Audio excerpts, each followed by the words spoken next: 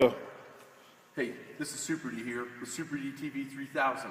I have with me a legend, an icon, yet another one in powerlifting and in the strength world, Dan Austin. From 148, 165-pound weightlifter back in the day. You know, I had him at 165, but he informed me that I was 148, right? 148. 148. And he was privileged to lift at some of the biggest feats ever, one of them Hawaiian record breakers. How were those glory days of powerlifting? I hear a lot about it, but what did you think about that? Donnie, I'm going to tell you, that was one of the most experienced and exciting time because that was powerlifting at that time. Yep. Yeah, and I think the competition and going in and trying to break record, I was invited because Osby Alexander, who was one of my main competitors, had just been the first 48 pounder to total 1,700 pounds. So at that time, my goal was to beat his record. He told 1703, and I came back and I went 1714. Yeah, golly. So 11 pounds in that weight class is a world of difference. I mean, that's a lot of weight. And how did, can you remember, were you worried about like traveling that far to lift to Hawaii? Was that, that traveling or anything, were you worried that you weren't going to be at your peak performance? No, my training went excellent and everything was right on time. I think the only time during the competition was when I got worried because it came down to my deadlift. Okay. And it was my last deadlift. I had to pull in the 694 and it's on my first attempt, and that's when the rule was if you attempted and you missed it and you still had time on the clock, you still go ahead and do it. Okay. So I tried 694 and my right leg slipped. My foot slipped. And once my foot slipped, so I looked at the clock, I had like 11 seconds. And I said, oh, okay. So I got down, I pulled it, and I was able to hold on to it. I moved my stance in, pulled the weight, it was a world's record. I mean, you rushed the world's record of 11 seconds. Man, that's crazy. 11 seconds. Crazy stuff. I probably would have bombed out. That's good. Hey, Coach, you went from a stellar powerlifting career. I remember reading about you all the time when I was in college and reading football. And then you went into strength coaching, which I wish a lot of powerlifters would do. You came from a football background. And what were some of your major colleges that you coached at? Well, it started out, initially, I was a grad assistant and then just learning the field and stuff.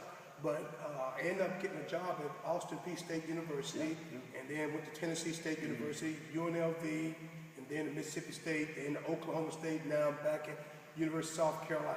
You mentioned Jackie Sherrill a couple of times. Yes. How did he influence you? Jackie is a great football coach and a great inspiration. He's a player's coach, and really great to work with. Love that man, super individual. I know powerlifting has taken so many twists and turns, but it's always going to be around. You got to lift with some of the biggest legends ever. Like you talk about Osby Alexander, Lamar Gant, Ed Cohn, Yes. Steve Goggins, Yes. and Fred Hatfield, Yes. George Hector, Yes. Kazmaier and all them. Were you ever meet with Kazmaier? I know, He was but before you. He's before, but Okay. yes. Well, I saw Kaz lift once. I'm kind of jealous because you got to live with all those guys. What was one of your? I know that world record had to be one of your peak experiences. What is there anything in the States you remember that is kind of a meat to remember from Dan Austin? Here in South Carolina? No, anywhere. I think it'd probably be my first world championship, which was held in Austin, Texas. Okay. And again, I didn't know what to expect, but I wanted to go to the Worlds. And once I got to the Worlds, I saw all these people that, again, like you, I've been reading about and watching and just keeping up with, and then all of a sudden there they were in person. Yeah. Once I'm seeing these people, I say, oh, they're human, just Yeah, like them. yeah. You know, you see people and you just read about it, you think they're human or they're someone else. But I saw all these people and then just the excitement just to compete in the World Championship. So that was my first World, which I ended up winning. And it was great. And the late Eddie Bengali was my main competitor from England at the time. And that's kind of unique. Andy Bolton was my big competitor from the Yeah. Those England guys are scary, you know. Yes, they are. They're in the business. Very competitive. That's right. Well, Coach, you're currently at the University of South Carolina.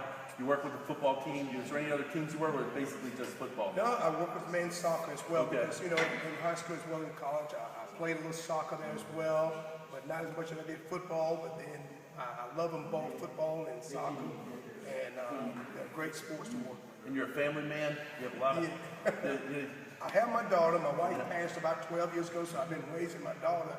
and it's just been me and her, and just kind of going. I've had help along the way, but I have a daughter now. She's a senior in high school. She's graduating, and so time do pass and it flies, but looking forward to it. Well, you're so inspirational. You know, every time I get around, I get hyped up. Is there anything you'd like to tell people that are powerlifters, football players, anybody aspiring to be somebody? What is the one thing that can separate apart? And I'll close with that. I think the most important thing, Danny, you got to be positive, and you got to, when you set a goal, you set your goals in increments. It's got to be a small goal, medium goal, and a long range goal. Don't try to accomplish that long goal right away. Go from the small goal, achieve that so you have some success. Once you accomplish that success, go to the medium goal, get that medium goal, then go for the long range goal. But don't try to get out. I think people set themselves up for failure. In example, if you total 3,000 pounds, and if some powerlifter see that right now and say, I want to total 3,000 and had to total 2,000, he set himself up. He got to total 2,000 before he get to. It's kind of the head has to go with the body. Yes. Because mentally, you've got to be prepared for that. You can't just jump in there mentally. It has to over time build it up. Man, it was a pleasure talking to you today, and it's always great being around you. I hope to see more of you, and thank you for everything and all your years of powerlifting and coaching these guys, making everybody better. Okay. Well, thank you, Dan. I appreciate what you've done for the sport of powerlifting. And we want to talk about your book real quick, Powerlifting, with Coach Brian Mann, PhD. He's a doctor now. Dr. Mann, okay? Hey, I'm a strength doctor, self-proclaimed. So, and then Coach Dan Austin wrote a book called Powerlifting. Every strength coach, I think, ought to have that in their arsenal. Every single one. I'll tell you, the thing about the book is easy to read, and we've made it where people can understand it, and it has a lot of techniques in there that people can utilize, especially from beginners, intermediate, and advanced lifters. And everyone needs to go ahead and purchase the book, because think about it, it's about the sport of powerlifting, but not only the sport of powerlifting, you can take an individual who football, soccer, whatever sport, it'll benefit them as well.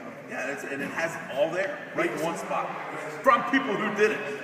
That's helpful. I love strength coaches who actually powerlifted and played football. Hey, pleasure, Dan. Thank you. Thank you, Donnie. I just want to tell everybody, this is Donnie Thompson, Dan Austin. Yes. We'll see you on the platform. That's right. I'll upload.